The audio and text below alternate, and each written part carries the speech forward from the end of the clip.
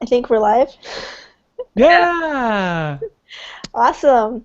Okay. I don't know if I can see everybody who's there, but if you are out there, hello. And so hello everyone.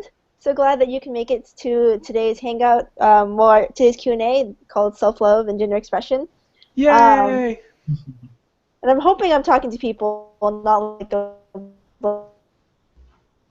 But so I guess to start off, we'll all be kind of go around and introduce ourselves. You know who all these lovely people are, and kind of have a name to match the face. So I'll start off. I'm Maya. I'll be your moderator for today.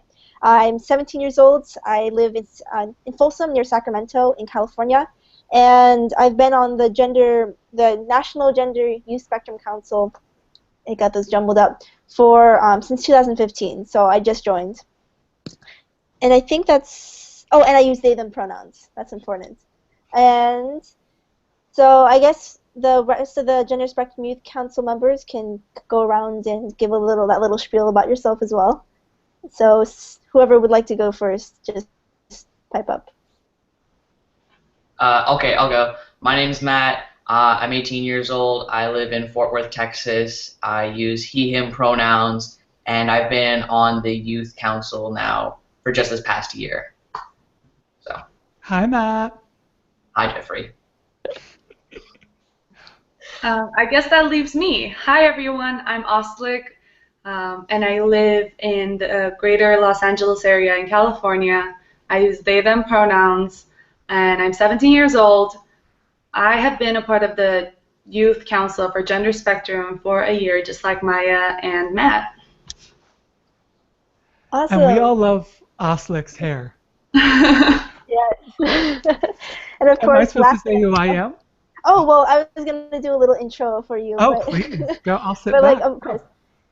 Last but never least, we have a very special guest, Jeffrey Marsh. And so, just a little spiel that I wrote up like last minute, but many of you probably know Jeffrey from their wonderful Vines and social and YouTube videos.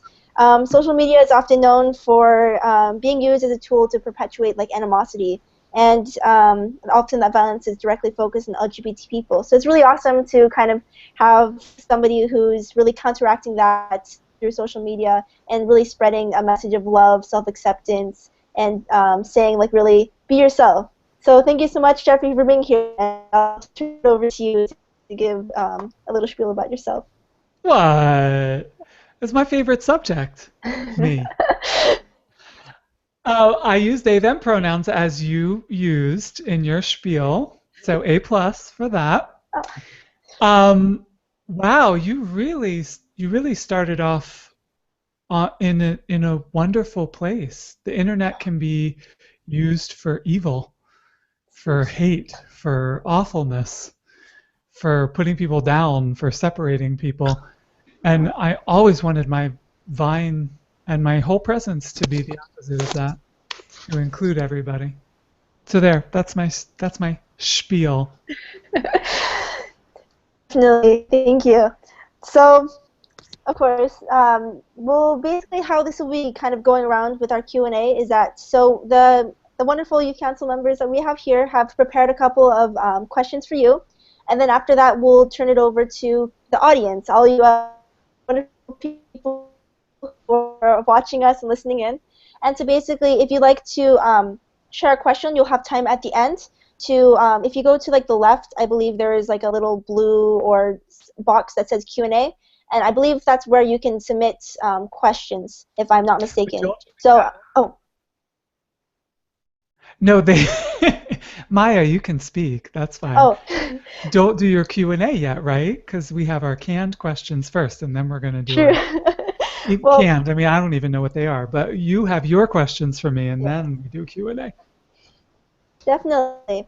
Okay, so I guess to start off, since one of the themes of this Q&A, this conversation was about self-expression, and you always have such wonderful outfits and in your vines and your social media. So I was Thank wondering, you. how how would you describe your fashion style? Oh my gosh, how would I define my Or fashion describe style? it or define, yeah. Um, uh, it's always what I want to wear, which I guess is may be self-explanatory, but I think a lot of people dress to impress others or to present some kind of image or to do something that's not as inherently self-expressive as what I wear. There was, everybody is sad about Prince dying, and there was an article. Yeah, sorry to bring you down. There was an article in the Times today about how Prince wore heels all the time and would wear them to events and stuff like that.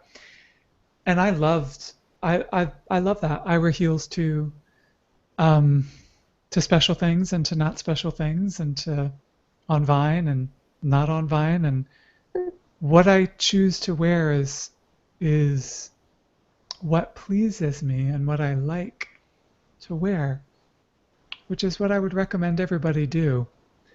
We're already getting to our theme of there is nothing wrong with you, love yourself, accept yourself, and the stuff you put on your body is a great way to do that. Because you have that little part of you that loves blingy stuff, right? That loves fun stuff to wear, and you let them pick out some things in the morning. You know what I mean? Definitely. Yeah. There's gonna be consequences for that, but to me, it is worth mitigating the consequences in order to express myself. More on that later. Definitely. So I guess. I love this gesture. Yes. Oh, this one. I So think I we guess. should all do it.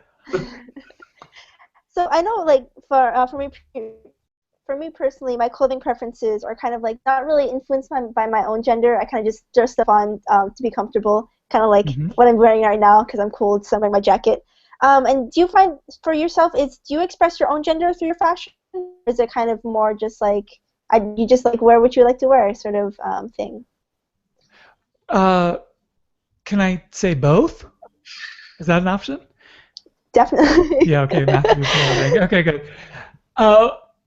Because, I guess at the end of the day, I wish that we didn't live in a society where where a skirt had a gender, where clothing is specific to something. Definitely. Man or woman or whatever it's specific to. And I kind of wish that was a lot more open and free. So if it was totally free and that clothing had no meaning, then I guess it wouldn't be an expression of my gender. It would just be what people wear and what I wear and what I like to wear. But we're not at that point yet. So yes, it definitely expresses my gender. And the fact that I feel outside of the binary, outside of man versus woman, pants versus skirt. Did you ever notice, just as a sidebar, I don't mean to derail us, but women wear pants as a matter of course, but almost no men wear skirts. Yeah, so you were thinking about that. It's better to masculinize yourself rather than try and feminize yourself for some reason. Better to masculinize yourself. It's somehow society thinks it is, so. Oslick, I heard your train in the background. Yes. Go buy your ticket, but don't leave yet. Oh, I'm sorry, Matthew. What were you saying? Masculine. Yeah, I was just talking about how it's so. I feel it's really difficult in seeing. My senior. Wait, I want to hear what Matthew says, and then we'll get to Maya. Matthew, what were you saying? It's always interesting to me how it seems better. Women wearing pants is masculinizing somehow, and so somehow then when a man, if they wanted to wear a skirt, it's feminizing and it's more frowned upon because it's feminizing yourself, and somehow that's worse. Yeah, and now we get to misogyny. Yeah. Anyway. Yeah, it's sort of like when a woman puts on a pair of pants or a man's suit, she's somehow trying to have a better station in life. But if a man puts on women's clothes, it's like he's lessening himself. Something like that, Matthew? Yeah. Shit. Yeah. We don't believe that, but yes, that's how society is working. Maya, hit it. What were Oh, you gonna say? oh, Something did I? about being in college? Oh no, it was School? actually I was just my senior project was about like I did a coloring book that talks about like defining what's the words defying gender norms, and so there was I had a specific thing in my presentation about like why can't a boy wear a dress and that sort of thing. So that kind of was like yes sort of conversation I was just having. But yeah, Oh, yeah. and Can I tell a little tiny story for 1 second? Sure. Okay. Um, when I was in kindergarten, in order to learn about the weather, to teach us about the weather, my teacher cut out, I have a vivid, vivid memory of it, cut out in felt two, they were naked. They weren't accurate, but a boy and a girl with nothing. They were just blank slates, but they had no clothes on. And felt sticks to felt, so we had this big board, and the felt characters would go on there, and we would decide what they would wear every day for the weather to learn about what to dress like for the weather. So sweaters, jackets, umbrella, right?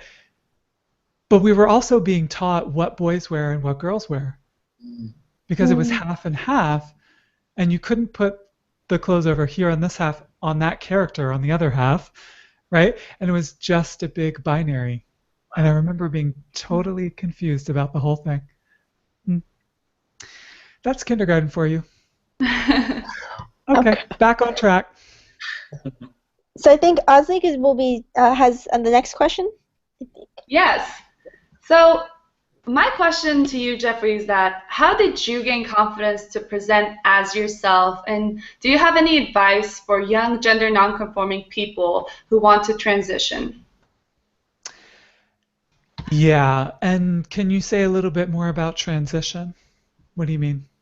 As in, Not necessarily like sex reassignment surgery or transgender or whatever, but just anything that involves them I being more confident, I guess, and loving themselves, as in the transition to self-love and the transition to self-expression. I think it Living was. your types of life. what Oh, were we sorry. gonna say, Matthew? Sorry. Sorry. I was also saying maybe she, in my mind, that came across as transitioning from outside of the gender binary, possibly. Sure, yeah, so any of that stuff. And yeah, transitioning to self-love. That is, we need that on a t-shirt for everybody because the first thing that dropped in, the first thing I thought of was everybody is transitioning to that. I hope. Yeah. Whether they're LGBT or whatever, LGBTQ or anything, that we're all transitioning towards self-love. So, how do you do that? Let yourself off the hook, practice it, give yourself space, Google some things, right? It's not like the information isn't out there. It's more that we have all been taught that we don't deserve to do such a thing, that we shouldn't do that, and that kind of transition to self-love isn't worth our time, and we aren't worth doing it. So the first step is get over that, and then just ask people that seem to be happy where they're going, what they're doing. And if you want, Ozlik, do you want specifics? What do you want? I do. I would really like to know how you gained confidence to present as Oh, yourself. right, that's what you said. Yeah, I gained confidence by dancing on my roof, dressed as the Statue of Liberty. That's right. That's not really a good answer, is it? Because that kind of makes. I love that answer. Okay, good. Because that sounds like I had confidence already, doesn't it? Maybe I was born with it. It definitely takes a knowledge that no matter what happens, you will not abandon you.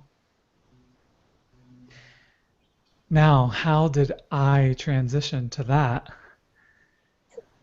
It was a matter of, and this ties into the advice part that you were asking about, Ozlik.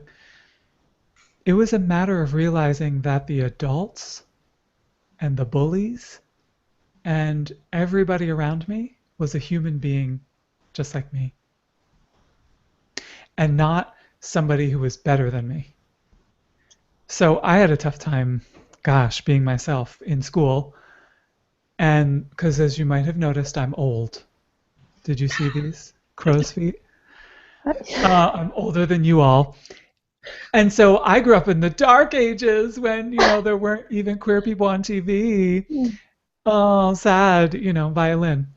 But it wasn't that sad. It was just difficult at school because they didn't know what to do with me. And I had to realize, oh, they're struggling. They're just human beings, just like I am. We're all actually equals and we're all in it together.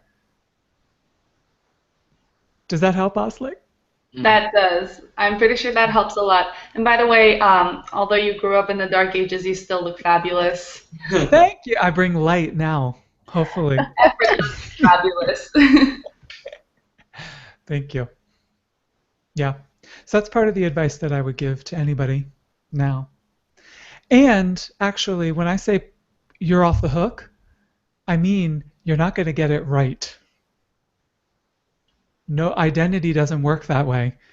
It is a long process. It is trying this, trying that, seeing if you like these shoes, seeing if you like those shoes, seeing if you like this color, that color, right? Seeing if you like that TV show. It's all a matter of experimenting and giving yourself room so that experimenting is okay. If you try to do it right, if you try to get it perfect, you're just setting yourself up for not enjoying yourself. That was very nice. And Jeffrey, I have a question now. My question is... I love your curtain. Thank you. It's my only background I have. But my question is, and you might have just answered it with what you just said, but what is, to you, you think, the most important thing to remember about self-love? Whew. Yes, letting yourself off the hook is absolutely important to remember. I think the most important thing to remember, and this comes with a caveat, which I'll get to, is that everyone deserves self-love. And we could take the self off. Everyone deserves love. Now, the caveat is, if someone's being mean to you, abusive to you, don't try to love them, right? Just get out of the situation, right? You don't need to fix or try to change anybody else. You can know, and actually you can know in your heart that everyone deserves love and only choose to hang out with supportive, nice people. You can love someone from afar. I'm thinking, I get messages all the time. So if someone just messaged me about their mom, it's not going well with their mom, and it is possible, this person's over 18, it is possible to lessen the amount of time that you talk to mom and love her completely. It is possible to have love in your heart for everyone and not spend your time around haters. I really like that. Okay, good. I like it too. So, going off on what we asked in the past couple of questions, we keep saying self-love, love yourself, do this, do that, but how do you define self-love? And yes, what are we talking about? Exactly. Some people are like, what the heck is self-love? Don't we all love ourselves? What's going on? So how do you define self-love, Jeffrey? And what do you think is the best way to channel our inner awesomeness in some ways? What was that last part? Channel our inner awesomeness? Yeah, in some ways. In some ways, yeah. Oh, gosh. Again, that takes practice, and start practicing right away. That's the answer to inner awesomeness. As far as a definition for self-love, that again can be an experiment. To me, it's learning to see yourself from the outside. I don't know if that makes sense. But it's like when I was able to sort of step outside my own life and look back at Jeffrey and see, when I was young, and see that Jeffrey was really struggling, and that Jeffrey really deserves love and attention and support, it was sort of, I mean, I don't want to sound too like woo woo, right? I wasn't floating above my body or anything. I just realized that this this person is as deserving as anybody else for love and attention. So part of the definition of self-love is that view of yourself from outside your own life. That view of yourself, it's seeing yourself as you would see a dear friend. We don't even have to go that far. I mean, people treat themselves worse than they treat their pets. Right? Mm-hmm. They withhold affection from themselves and love and take care of their dog. And your dog deserves love. I'm not denigrating dogs. But you deserve love too, and affection and support, and to be let off the hook. And you actually, in some ways, are just as innocent as your dog. You're just as enthusiastic. You're just as happy. Your heart is as full of love as most dogs' hearts are. But I think I've gone off on a tangent. It's a lovely tangent. Thank you. Self-love is the practice of taking good care of yourself. And those elements we know, right? Eat good things, get some exercise, meditate if you're into that, hang around with good friends, right? The elements are there. The self-love part to me is doing that intentionally, doing it on purpose because you see your own value. How'd I do, Oslick? You did really well. Okay, good. I'm counting on you to keep me on track if I forget to answer any part of your question. Don't worry, answer the prompt. Okay, Check. Good. So after Who's all next? these, oh, That's you, Maya. yeah. Okay. After all these very deep questions, I feel like I will come back to asking about your wardrobe. But I actually wanted to know if you I have thought like you a were going to favorite ask me piece about of mashed potatoes. Oh, mashed potatoes. That's my favorite food Are of they? all time. Oh, well, I am asking about a favorite piece of jewelry or other accessory. Like, do you have like a I don't know, because I have earrings, but do you have like a favorite like accessory that you like to like wear? I don't know. I'm always just probing into your like what you wear. Of and stuff course. I mean, do you mean like a favorite category of accessory or like a specific thing that I have? like that. Or I could answer both. Can I say both? Yeah. Well, if we're talking about category of accessories, it is seasonal, of course, because you must adjust. True. In the winter time, when I have a big winter coat, I always, and I swap it out, I have a brooch collection. And so I always wear a brooch on the shoulder here. So I have a big black winter coat that comes up, and I wear a shiny, delicious, gorgeous brooch on the shoulder. And that's my favorite thing. In the sort of transition, spring, fallish, or in the evening, in the summertime, I like a big scarf.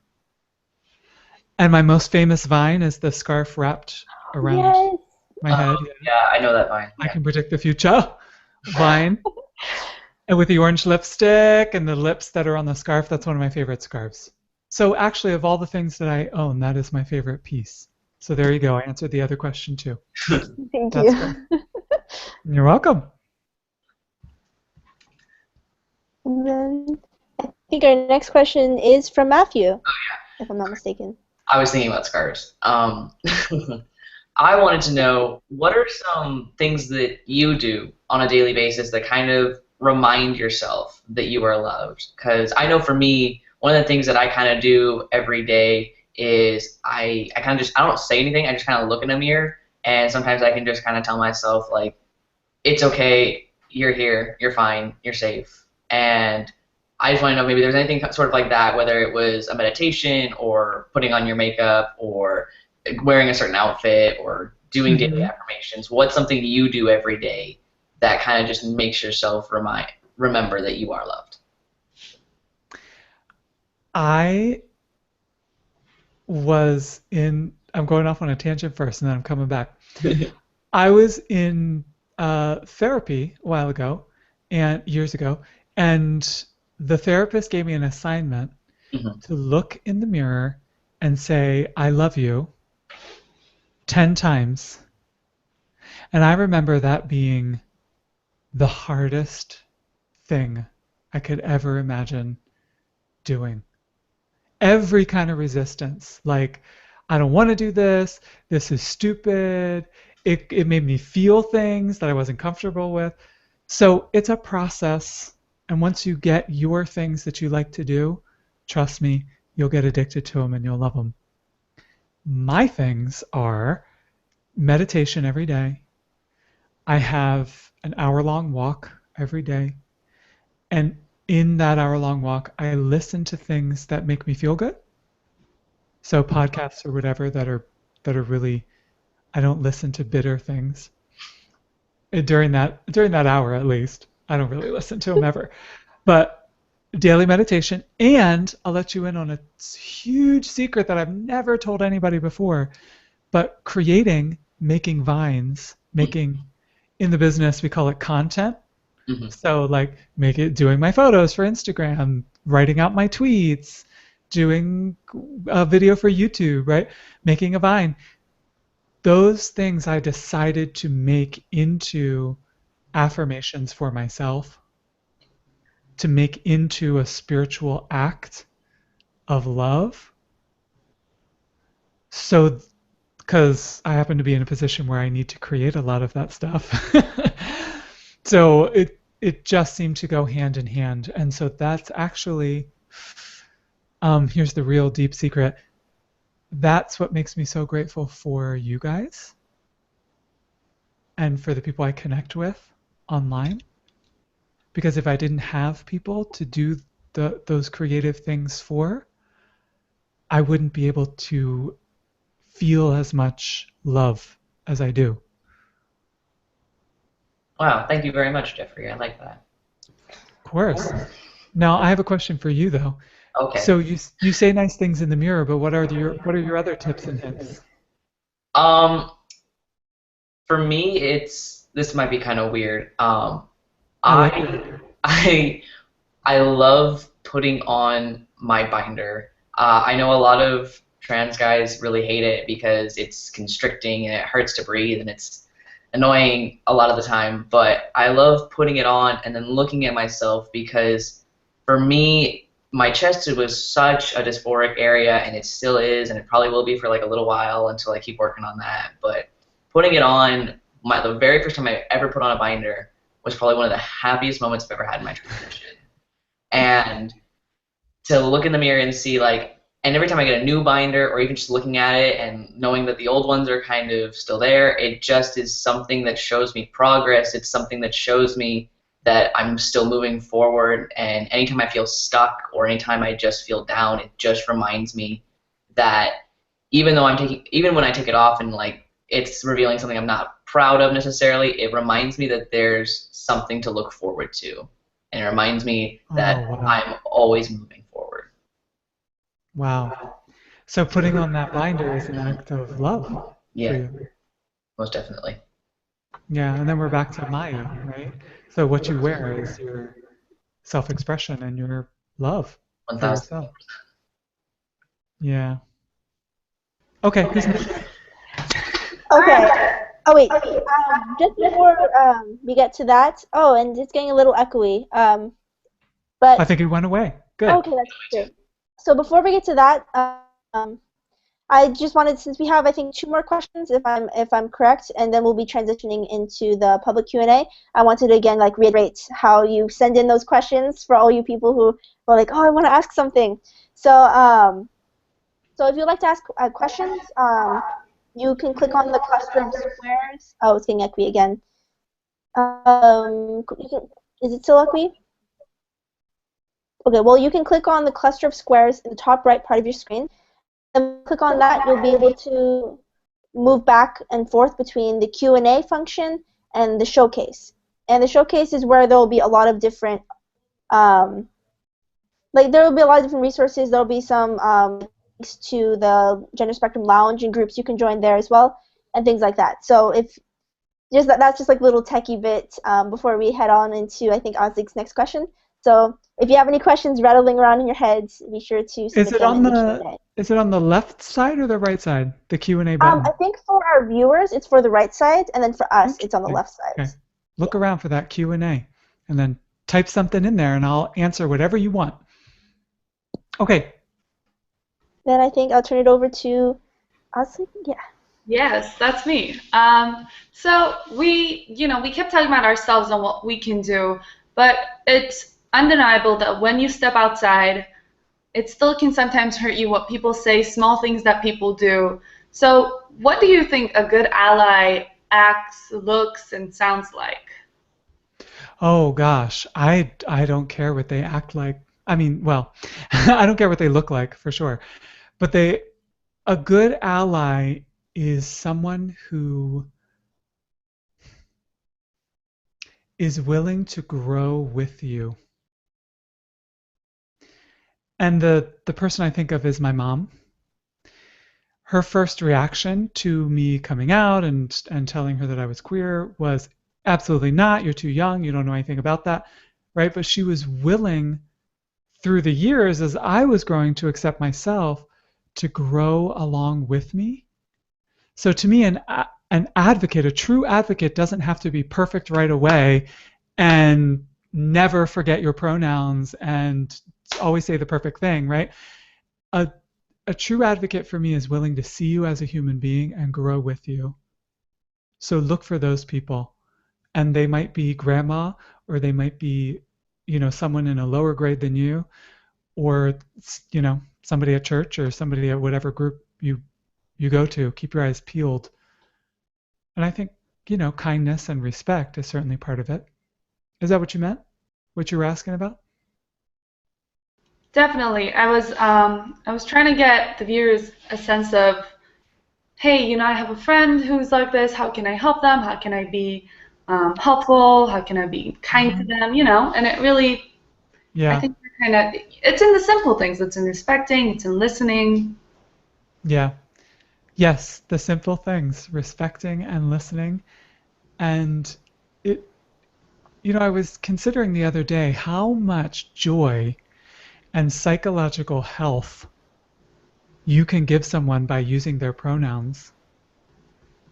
It's just such a simple thing, but when someone does it, still to this day for me, I feel respected, recognized, loved, noticed, appreciated, all that stuff. And it's just a word. It's so powerful that way. Yeah, you're right. Simple things. Thank you so much. You're welcome. Awesome. All right, Is it and echoing? oh, No, I think we're good. okay.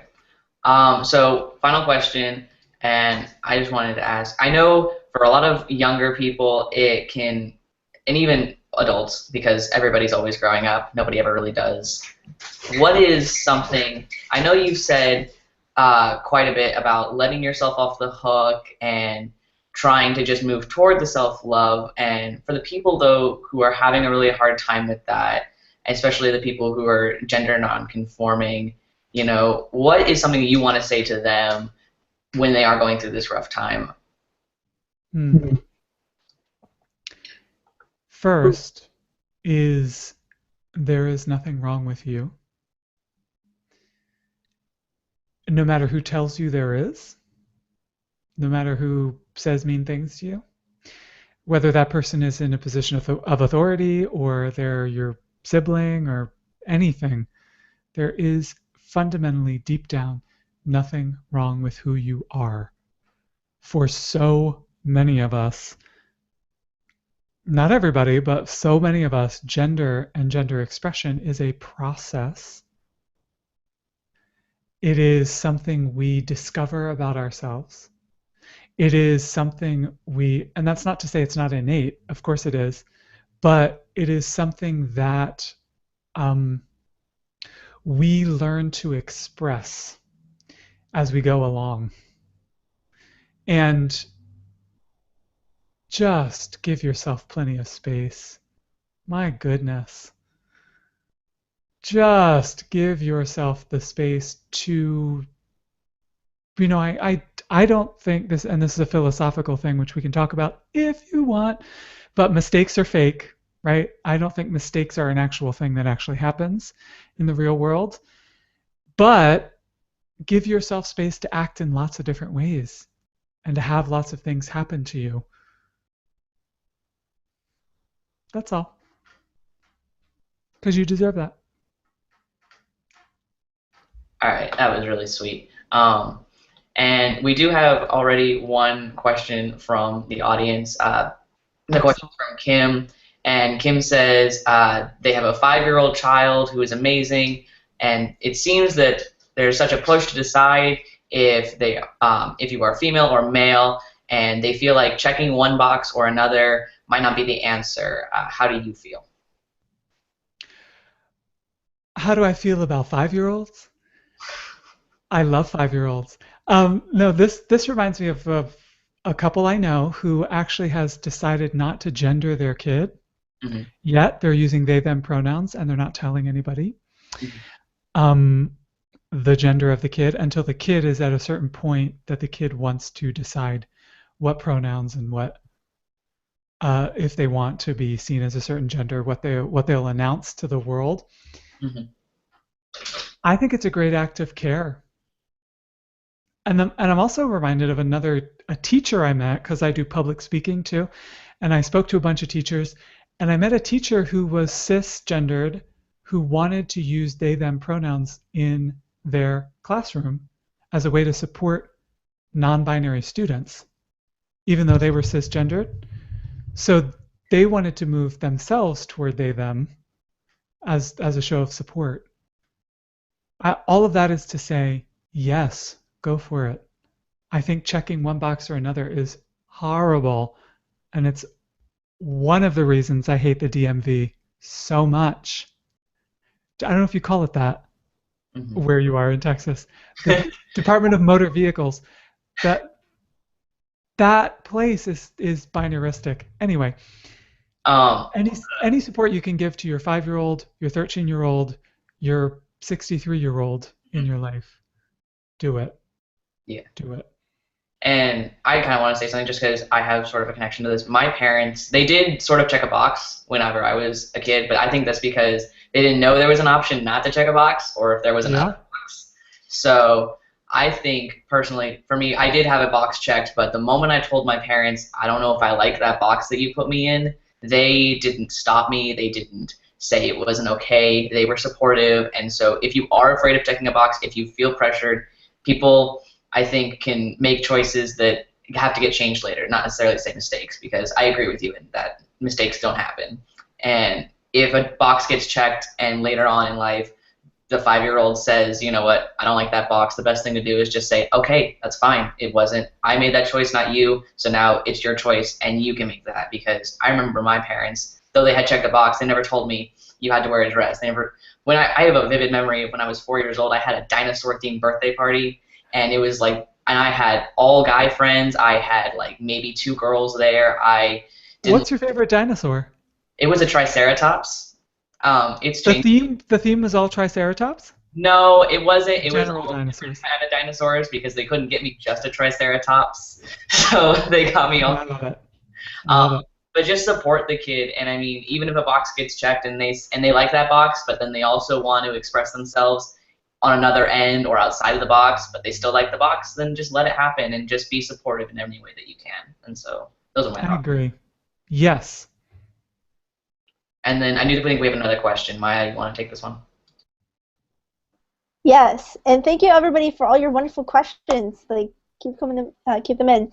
I mean, like, keep putting them in the right-hand side box thing that I don't know. I hope everybody can find it. But anyway, this one is from Bradley Gwynn. I hope I'm not pronouncing that horribly. And it reads, "Thank you so much for having this conversation. You're all amazing and incredibly positive." Jeffrey. I agree.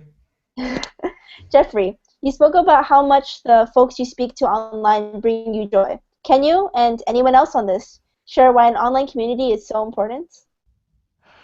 Oh gosh, I'll go first, if that's okay. Yes. I think that having a place to truly be yourself is of the utmost importance. And I see a lot of people doing that on Tumblr most of all, I would say. Vine is can be a bit of a hateful environment, which is unfortunate. But the way Tumblr is set up, it's very community oriented, and I just see people doing that. But I think the importance of it is that you can be yourself and have that mirrored for you, have that accepted in an online space, even if it's not accepted in your offline life. It's so imperative to have at least one place where you feel supported and loved. So what do you guys think? I would really like to contribute to this. I feel like what makes the online community so special is the fact that it's so diverse, and with 7+ billion people on the planet, it's impossible to meet every single person and to find people who are like you. And the internet and the online community makes it so much easier for people to find people like them. Like-minded people come together through just a simple hashtag. And I think that's what makes it so special. It's the community and the accessibility, and people are within reach. People are a click away from you. And that's why it's important, because it makes people who are miles away from you so tangible and so real. I mean, how could I ever have a Texan friend if I never visited Texas? But hey, Matt's here in this broadcast with us today, right? So, yeah. Or Maya, you meet so many people. I would have never met you, Jeffrey, if it wasn't for the internet. So the internet makes people so tangible, and it creates role models that I'm coming to your house. No way. Please do. The door is open. Okay. I totally agree. I definitely agree with Oslik. In my opinion, I think the online community is just important because it spreads knowledge.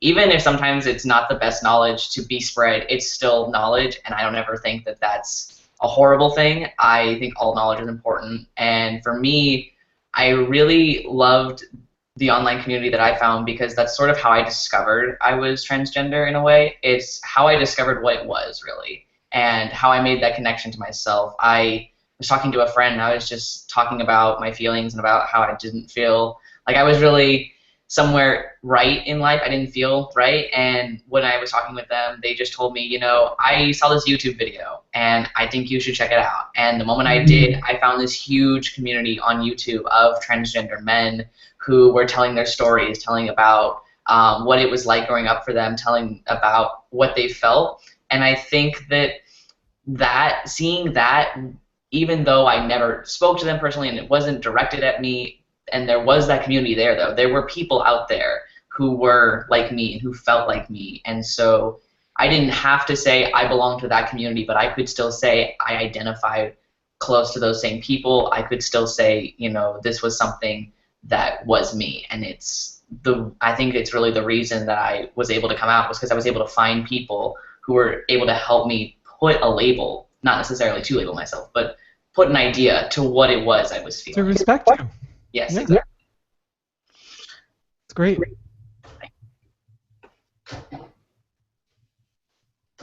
Okay, so moving on to the next question from the audience. Let's see, we have Kyla, who says, Maya says, hi, Kyla. So Kyla says, Jeffrey, you all, thank you again for your words and your work. It's such a breath of fresh air. Wait, it just went away. Okay, no, it's right here. I lost it. I'm not sure if it's been asked already. Breath of fresh air. I'm not sure if exactly it's been already asked, but what do you do to take care of yourself on the particularly hard days? And Maya, Kyla here, proud of you and your peers. So Maya, Kyla's proud of you. Thank you, Kyla. On the particularly hard days, this is going to sound so awful. Are you ready? You've got to just have your hard day. This question comes up so often, and it's always worded like, how do I not have a hard day? And that's, I'm sorry, or what do I do to get out of it, right? Or get over it? Sorry, you're human and you have bad days. The best thing to do is to take care of yourself as best you can. Yeah, give yourself tons of love in any way that you can and have your hard day. Break down, cry, call a friend, whatever you want to do. Give yourself tons of space to do that thing, and you will find, this is the ironic part, and I shouldn't even tell you, but I'm going to. If you do that, total acceptance of having a hard day, and you allow yourself to have a hard day, the hard day will move through a little bit quicker. Okay, so you will be out of it a little bit quicker than if you stay in it, resisting it and hating it. That's my experience anyway. Give it a try and then email me. Tell me how it works. Anybody else want to say what you do on a hard day? Well, does anybody have anything to say about that? I think for me, hard days are just whenever I'm having a hard day, I put on a lot of eye makeup and I wear my finest clothing and I go out into the world and I wait for the good vibes to come to me. Because, on the hard days, it's really hard to generate good vibes by myself, so I just wait for them to come to me. That's great. Yeah. You don't like stay in your house hating it, and you don't try to deny that it's happening, or yeah. I'll definitely agree with that. I mean, I think that on my hard days, I pretty much I wish I could go out on my hard days, but honestly, I'm kind of a stick in the mud on my hard days. It's real Which is okay too. Yeah. So what I do is, it's kind of interesting. I kind of go in stages, depending on how hard of a day it is. I'll kind of just sit in my house and I'll find some series on Netflix, and I better watch that whole series because that's the only thing I'm going to be doing that day. Unless I kind of get into a little bit of a better mood, or even if I get into a little bit worse of a mood, I've got one friend that I just text them and they'll Skype me in a minute. And whether I sit there crying at a screen, wondering why is the world against me, or whether I'm sitting there and I'm just listening to them tell me about the ice cream they're eating, it just helps me be better because it's a little bit of interaction, but I can always stop at any time, and it can be whatever I want it to be just because of the kind of friend that they are. So yeah, that's great. it all kind of depends. We do have another question. This one's from Tessa. I'm listening. And it says, "I love you all so much!" Exclamation point. Jeffrey and everyone, where do you go online to find other inspiring and positive support and people? Question mark. What people do you follow on Tumblr, Vine, Twitter, etc.? Thank you so much. XOXOXOXOXO. Oh, that's great. I actually have become. Sorry, I keep hitting my microphone. I don't know if it's making noise. I'll stay very still. I actually have fallen deeply in love with Thomas Sanders right now and love everything that Thomas is doing. I was at do you mind if I freshen my gloss for our last 10 minutes? I was at what's called the Shorty Awards in New York City, which is like the social media Oscars, And it was the first time I met Thomas, and Thomas is just a wonderful, beautiful person in person, and everything that he puts out is so kind, and I love his vines, and so look up Thomas. Also, for like feeling good, I do like Tyler Oakley and some of the other, Hannah Hart and some of the other YouTubers who really just, you can tell, are deep down have these hearts of gold and want to share that with people. Yeah. I don't know, anybody else? Who do you go to for positiveness? I'm sorry, I have to say this because this person is amazing. There's this one YouTuber that I found on the internet. One random spring break sitting there, and her username is I Superwoman II. Her name's Lily Singh. She is this amazing person who I've never seen like a video that was about anything negative once ever, and they make little skits or they make little like just rants that are funny. They're always funny and they're always uplifting, and sometimes they're just, I've seen a video or two where they were just talking about, you know what, just love yourself and just be you, because that's what it is. And she has this tag that she signs out with every time. It's like One Love Superwoman, and she went on this world tour about Unicorn Island, and she talks about how it's this place she goes to when she's her happiest. It's what it is for her whenever she's just positive, and just she herself is a very positive and very inviting, very loving person.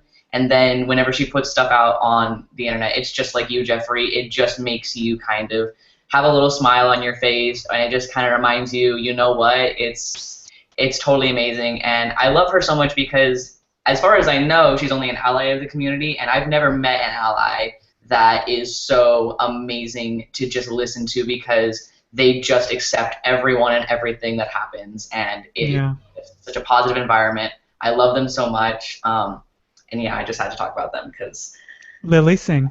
Lilly Singh is amazing. Google that. You should.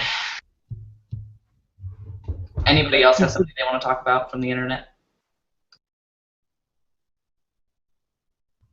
Well, I'm wondering, Maya, do you have like a wrap up? Do you want to do another question? Do you want to try to get one in? Is there another question? Was there? Maybe we got to them all. I feel like they're thank you notes. Oh, that's a sweet. They are thank you notes. We can read them out if we want to. Yeah, let's read them. Okay.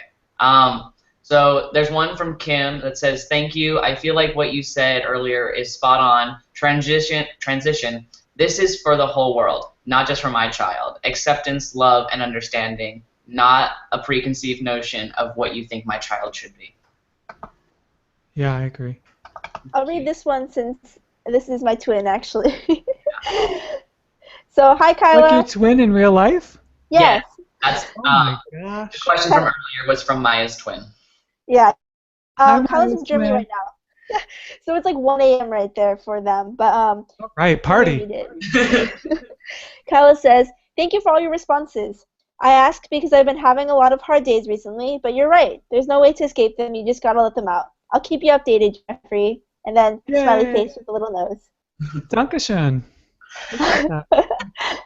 And I think with that, we'll be like wrapping up. So I have like this little spiel that I've written up, and so, but I'm probably just not gonna add a little bit. But basically, thank you all so much for everybody who was able to make it, who was able to come in and like watch us all have this conversation. Thank you so much, Jeffrey. I really appreciate. We all really appreciate you being able to come here and share your voice and share your wisdom and things like that. You're welcome. And and I guess I'll open it up to the youth council members and then Jeffrey for any final words you all may have for the end of this broadcast. But if anybody has like anything they'd like to say, I guess. I feel like we should leave Jeffrey for the last because their words. Better be good. Okay. Yeah. Mm-hmm. No pressure. I just wanted to thank you, Jeffrey, for being so patient with us and answering all of our questions and opening up about your secrets. But I also wanted to give a shout out to Violet, who was supposed to be in the panel today, couldn't make it because they had technical difficulties. So we remember you, and you're in our chat box. So. All right, and I just have a couple of words, Jeffrey. I wanted to say just thank you so much for existing, because it's people like you. That was easy.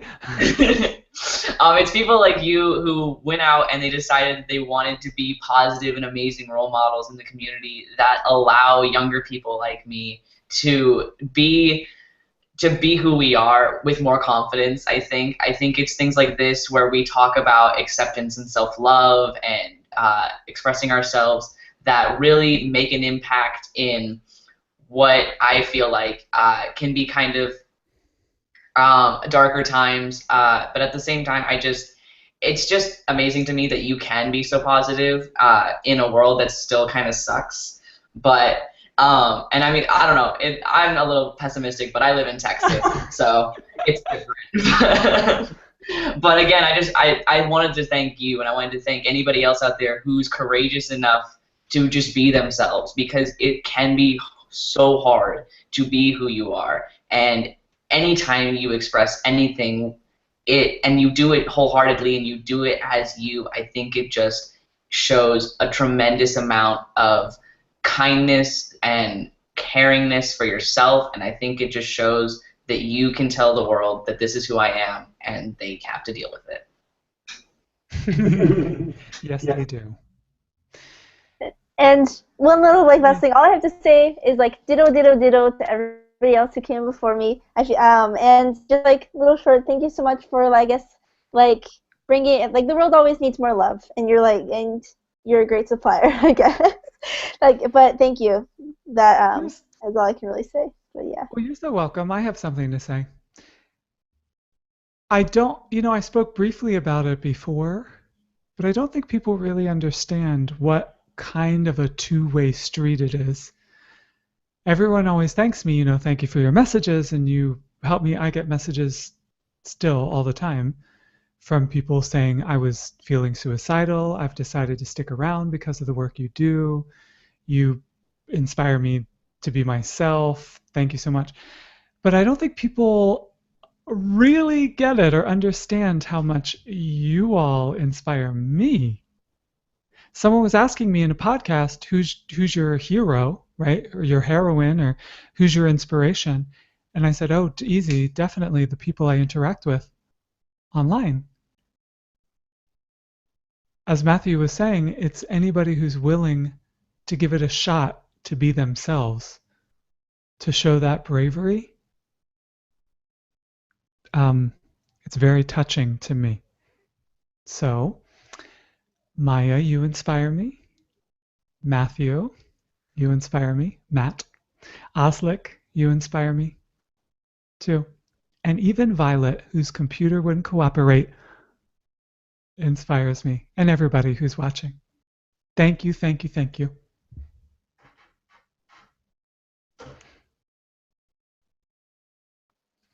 And I think with that, really great note, we will end this really awesome, lovely conversation. I don't know how we end this. I think, do we just leave the chat, or not the chat? I think we say goodbye. I believe then we're gonna go off air. Yes. Yeah, and then we'll say till next time. Yes. Let's do it again. Okay. Bye. Bye, everyone. Thank you so much for everybody.